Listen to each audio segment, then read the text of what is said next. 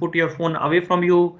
You can, instead of using phone directly near to your ear, you can always use an headphone or hands free. So these are the ways to minimize it. And there are no foolproof study on either side which says that this is hampering our health or not, or reverse. So answer is you take precaution as much as you can. You cannot be away because others will definitely use it. You can minimize it, exposure by your actions. Thank you, sir. Thank you. Right. And going back to the first question, see, technology, as long as technological developments are used as tool, they are very good. It's like Stone Age we did not have any tool. Then we had normal physical tools like we have hammer, fire, this and that. They helped us, but hammer never calls us, right? Hammer will not say, okay, use me. But my phone, when I have an app installed, it will keep giving me notifications. It will incite me.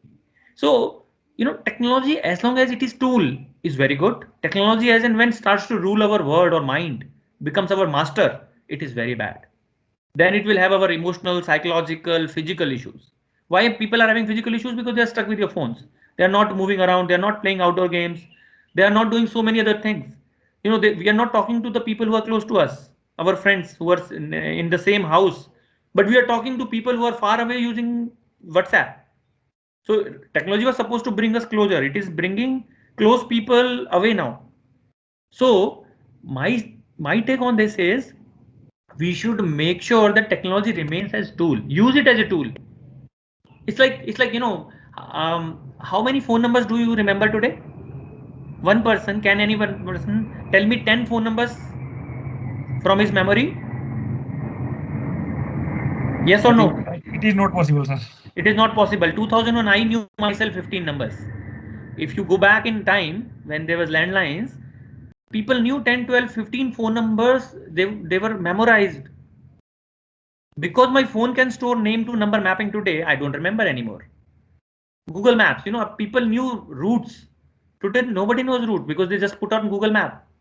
So these technologies are numbing our senses, right? Autocorrect. People had very good spellings and grammars, but today, autocorrect will do it. Yes, sir. Most people are losing sense of spellings, right? So what I'm saying is technology, if it is we make ourselves completely dependent on technology, we are becoming slaves of technology, and then technology is ruling us, and then it is bad. And if it is not the case, we are using as technology as a tool only. So that reminds my PhD supervisor, when I used to discuss something with him, let's say we were discussing about a research paper which we have written, and when he's correcting it, if there is a spelling mistake which let's say Microsoft Word used to highlight in red color or something, he never used autocorrect. He used to go to that location, physically type using keyboard. And I asked him once, why are you not autocorrecting it? It is very easy, right click and it will correct. He told, no, once I use it, I will lose the sense of spelling. Then I will be completely dependent. So he was using Word to highlight that this is wrong, but he was correcting him himself. He was not using the autocorrect. Right. So we must know how to wisely use technology rather than becoming dependent on technology. That is what is most important fact I would like to highlight. Next question is, can Apple devices provide much better security than Android can? Answer is no. It is you, the user, who ensures whether you are leaking information or not. For example, if you don't install WhatsApp on, let's say, Android, and WhatsApp had vulnerability once upon a time. I think last year or last to last year, you might have seen Pegasus snooping case. So that exploit was only possible because of WhatsApp. It was not dependent on iPhone or Android, right? So if you do not install risky applications on Android, then you are better there. But if you install risky application on iPhone, you still can't be saved. Although one major difference is Android is free, Apple is costly. They are charging you a lot of money, so they are giving you better. They are not selling your data. They're using your data for their purpose, but they're not selling it to third party probably. Whereas Android, because it is free, they're using it for themselves as well as selling this data because you're not paying any money. iPhone is too costly. Part of that cost is basically data which they are not selling. So next question is, does lack of data privacy policy or similar strong law helps these MNCs to mine our data easily? See, what happens is whenever law comes, they will find new ways to do it. So you can't say that it has to be done by law. Law always evolves over a period of time, and laws or will people will always find workaround in the laws, right? What they cannot find workaround is user behavior. If you are very well informed, reasonable, and responsible user, for example, let's say if I want to post photographs on Facebook, what I do is I remove exif data. I post this information. Let's say people are posting information going to Goa for a week. I post photograph saying 2 years back on this date I was in Goa, and that photograph also does not have any of the exif information. So I'm also posting, but that post cannot be misused because I am at home. I posted it 2 years that I went 2 years back. So you need to change your behavior to make yourself secure.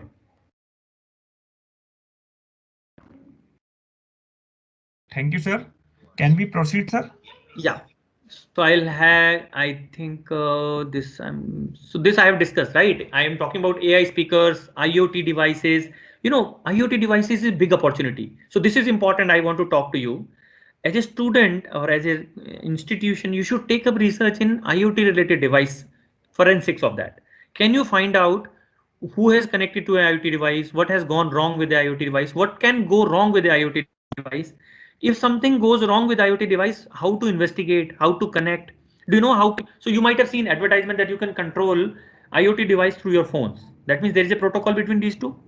So idea should be you study that protocol, find out possible attacks, develop solutions for them before exploits it.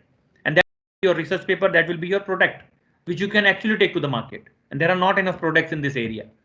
Right. So your artificial intelligence speakers, all these Alexas and Ecos, these requires a lot of research. IoT I have discussed. I'll discuss few more open problems, which is like mobile forensics. Mobile, in case of an iPhone, you might have seen news that Apple refused to help FBI retrieve data from an iPhone, right? So Apple can refuse, but if let's say as a user or as a researcher, you develop a solution that you can extract data from an iPhone, it will be used by all law enforcement agencies. This will be a very big, millionaire or billionaire making idea because these are the solutions which are not there in the market, right? So you need to develop all these solutions. You need to develop solutions. So these are the, let's say, fake videos, fake photos. If you go to this website, the website name is www.thispersondoesnotexist.com.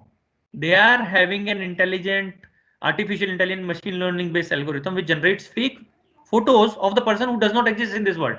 They are realistic photos. So can you develop a solution to detect fake videos, fake photos, fake news, fake documents? All these frauds are happening, right? For example, let's say you might have seen today's car. Once upon a car had a key. Today, car key is, instead of a car key, I have a car key fob remote kind of thing, which I have to press buttons, right? But today, there are keys which, if you have in your pocket, you don't even have to press a button. You go to car and car unlocks, right?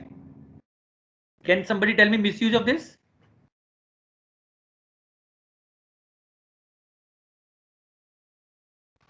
Somebody can just generate a same signal that car is detecting from the key, and As I it told will. you, there are always two choices, difficult or simple. You are always choosing difficult choice. I'm very lazy, right? As I told, criminals are lazy. I learned from Okay. criminals, so I will give you easy way. Once you come home, you park your car. Where do you put your car key? If you Inside want the to refer, home. there is a fourth point in the bullet which gives you answer. Okay. Key fob at the Yes. key holder. Key holder is where in your house? Near the doors. Near the door. So you come home, you park your car, you take out the key, you put it on the key holder, right? Now, as I told you, these keys are constantly transmitting data. That's where if it is in your pocket and you go to car, since it is transmitting data continuously, your door opens, right? Now, what will happen is there is simple $50 device, which is basically like a walkie-talkie device. So what happens is two persons who want to do fraud, let's say I go to your home, I stand at your door, I switch on my device, and the other guy switches on the device near the car. Now, your car key fob is transmitting information. This device can capture that signal and replay it to the other device which is near the car in the hand of my friend. Now, what will happen? Car door will open. I will Sir, how take can that. it be encrypted? Company said that that is an It is encrypted encrypted, key. but it is being transmitted, right? I am not decrypting it. I'm just replaying. I'm just capturing it here and transmitting it there. It's like your voice. How to take out fixed and rolling code? It's not easy to take It out is the being fixed and done. rolling If code. you want to see the demo, go to Google. There are 10 demos on this. There are devices which are being sold to do this. And how do you think these criminals are taking away cars these days? If you go to police station and if you go to news, if you find out there are more than 5,000 to 10,000 cars every day which are being stolen, and 90% of them are being stolen using these kind of devices. No, I think Dr. Gupta, you are absolutely right. I am, recently, one of my friend has lost his Grand Vitara, that is And by Maruti, and he has lodged his complaints to Maruti that in spite of giving several information regarding your security system, how my car can be stolen. yes, So the company gave the very clear cut answer to that person, my friend, that we have already checked our security system. It's well proven. mm, Probably the third party might have done some another or some illegal tools to retrieve data or to something else, yes. like See, in they this have. case, they are not breaking it; they are only bypassing it. Yes. It's like your key is with their hand, right? So this is first simple solution is key holder should be inside the home, not at the doorstep. Because if your car key is in center of your house, the replay attack will not work,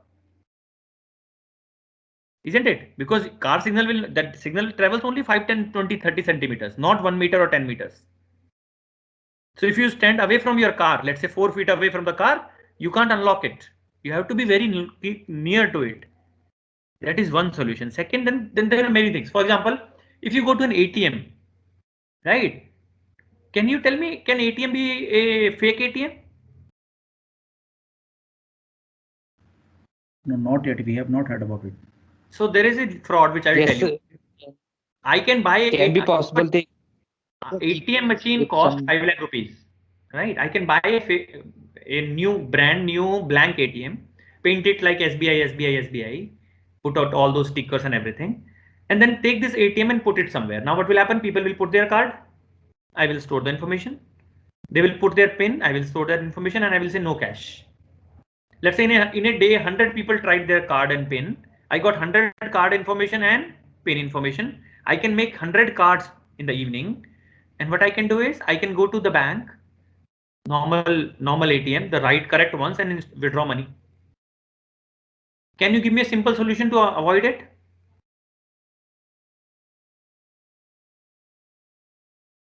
The very simple solution is whenever I go to an ATM machine, irrespective of which ATM it is, I will put my card and my PIN wrong once. If the machine says no cash, that means there is a problem. Because if it is a correct ATM, it will check my PIN from the database and say this is a wrong PIN. So the fake machines has no means to go and check from the database whether my PIN is wrong or not. So they will never say wrong PIN. They will always say no cash. So by default, this is a solution which I use when I go to an ATM machine, that first time I enter wrong PIN, and if the machine says wrong PIN, enter it again. That machine is safe relatively than others. So what I'm saying is, see, we most of the time think only complex solutions. We don't think simple solutions. And as a researcher, I have decided, found out finding out easy solutions is difficult. But then once you do that, that is actually a lasting solution, right? So on this page, if you see, all these are problem statement which I have written, and these all require solution. There are no solutions today, and there are like this hundreds of problem statement where solutions are required. This is an area which I call it low hanging fruits. In digital forensics, there are very few people who are doing research. So if you do something here, it's easy, fast, and more effective research compared to security and any other area,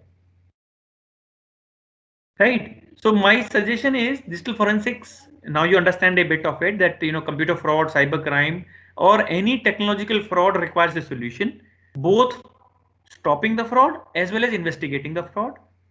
Understand how technologies works, understand what are the questions which needs to be answered, and develop solution for those, and that will help you get good jobs, do research, get results faster.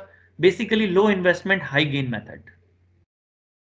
With this I will conclude this talk. If you have any more question, I would like to take those.